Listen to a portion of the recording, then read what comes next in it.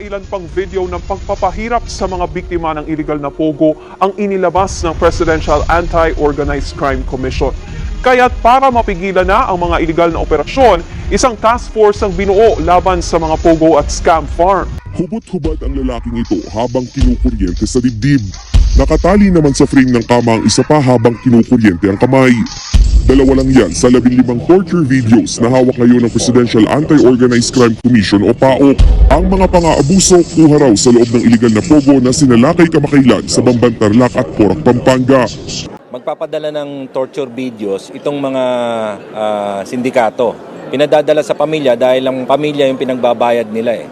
So ngayon, yung pamilya humihingi ng tulong sa Chinese Embassy or embassy concern, kung Malaysian siya o Vietnamese. Papadala sa embassy, yung embassy naman pinadadala sa amin. Sa isang forum sa Clark, Pampanga, pinakita rin ng PAOK ang iba pang video ng pang-aabuso. Kung hindi kinukuryente, hinahambalos naman ng baseball bat ang ilan. Kasunod ng mga lumabas na torture video, bumuo ng task force ang Department of the Interior and Local Government at pulisya para mahigpit na ipatupad ng mga mayor ang pag-inspeksyon sa mga establishmento sa kanilang lugar tulad ng mga pogo. With all of the visitorial powers na sinabi na given to the mayors, given to each national and the local agency, pagsasamahan nito para lamang i-mapping out ang mga illegal activities on the ground ng lugar. Pabor dito ang Pampanga government, lalo't tila lumalabas daw na walang alam ang mga local government unit sa mga illegal na pogo sa kanilang lugar. Partikular ang mayor ng Porac na si Jing Capil. Sabi niya, hindi niya alam, hindi niya kilala yung investor, at saka hindi niya alam na natayo lahat yung 46 building na yon. Para rin makasiguro, itinutulak ngayon ang paglalagay ng 24/7 monitoring kahit sa mga legal na pogo establishment. Sa datos ng PAGCOR, mayroong 45 legal na pogo sa bansa. Nilinaw naman ng pulisya na hindi sangkot sa operasyon ng illegal na pogo ang mga pulis na narilib kamakailan sa pwesto sa Bamban at Porac. It's more of their incompetence, not their involvement. But incompetence, bakit nagyayari po to? Kaya po sila nare-relieve. Umarap na sa hearing ng Joint Committee sa House of Representatives kaugnay ng operasyon ng iligal na Philippine Offshore Gaming Operators o POGOs ang ilang rescued workers. Nagmula pang mga ito sa China, Malaysia at Vietnam. Kabilang sa mga krimeng iniugnay sa illegal POGOs ang human trafficking, kidnapping, torture, online scams, money laundering at murder at iba pa. Ayon sa Philippine Amusement and Gaming Corporation o PAGCOR, susuportahan nila ang anumang magiging pasya ng legislative branch at ni Pangulong Ferdinand Marcos Jr. sa mga kumpanyang ito. If Congress will pass a law and if the President will order the immediate closure of the IGL industry, we will be supportive of such. We will not be contradicting whatever decisions Congress, Senate, or the President of the Philippines will make. Kaya siguro, Attorney, Sisaya, meron tayong mga videos that you have submitted to us. Can you kindly... Can I just take... Mga... Okay.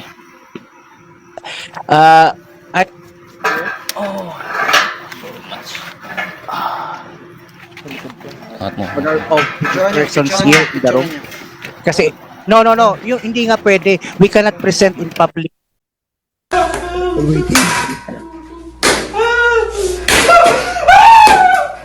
Ito po siya. So, lalaki po ito. Ito po ay pinagpupo dahil allegedly siya po ay nakatakas ng lalaki South 99. And the Chinese process are allegedly na siya daw po ay isa ng knockout sa kanya. Yung nagbigay ng informasyon sa PAOK. Hindi naman po totoo. In all honesty, next torture. Ayan nga po, yan din po ay napagkamalan din po na di umano ay isa sa mga nagbigay sa amin ng informasyon sa lapit tao. Ang nga po yung tumakas, nahuli po dahil sa nahuli nga po siya, ayan, ang kaparusa. Sige, next please.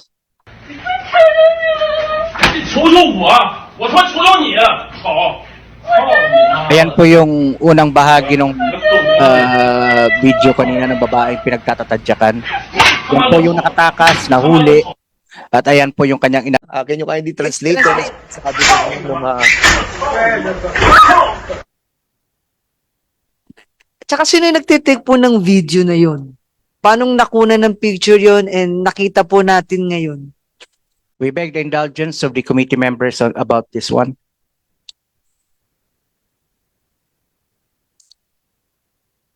Yan po yung purpose ng mga nakikita nating electric tasers sa mga nare-raid nating mga pogo hubs, mga scam farms po na tinatawag.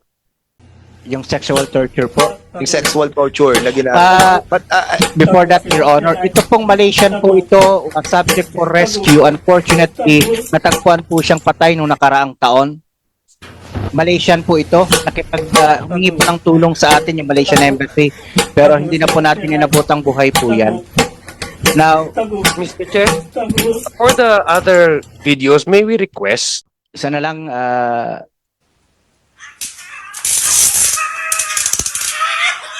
ito muna, ano yan? Sige, next. Okay, we'll be asking before we start with our isa sa mga witness, sabay-sabay na tayo. Patayin na lang muna dito yung mga witnesses, ano? Or mga rescued workers from China, Malaysia. I think there is also a Filipino here. yes sir. Meron, no? So, Vietnam. Can you kindly stand up? Can you kindly stand up? Because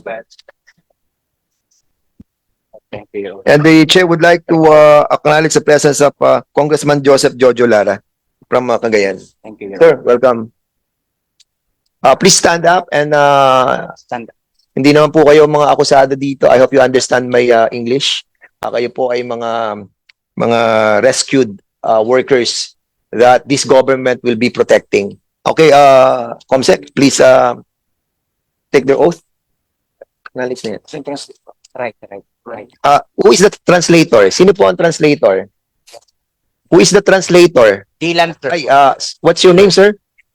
Hilan, can you kindly tell them that they're going to take their oath because they will be testifying on the things that they have encountered on the working station in the different part of this country.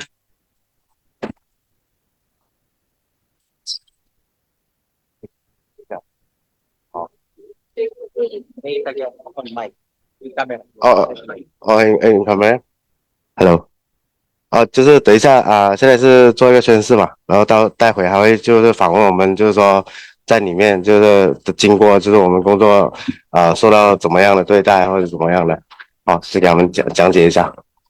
Dylan, please follow the statement of our COMSEC on taking their oath. No, Okay. you are not rescued. Rescued ka din.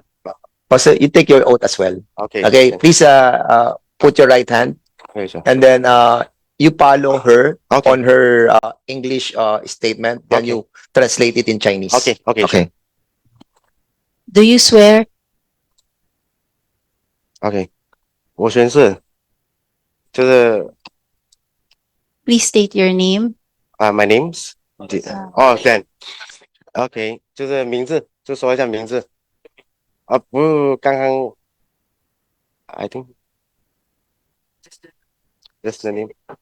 就是刚刚你们的名字嘛，那 John 还有 Nick 还有Mr. Chair, I think for they are under protective custody, I believe. So I don't think it's necessary for them to mention their. All right. Okay, go. Just proceed without stating the name. Do you swear to tell yeah. the truth? 就是你宣誓就是发誓，对吧？The whole truth 全部都是属实的。 and nothing but the truth. 就是没有说谎，就是说的东西都是属实的哦。 In this investigation. 在这个讲座会上。 Thank you. Please take your seat. Dylan, tell them that we are doing this to protect them and also to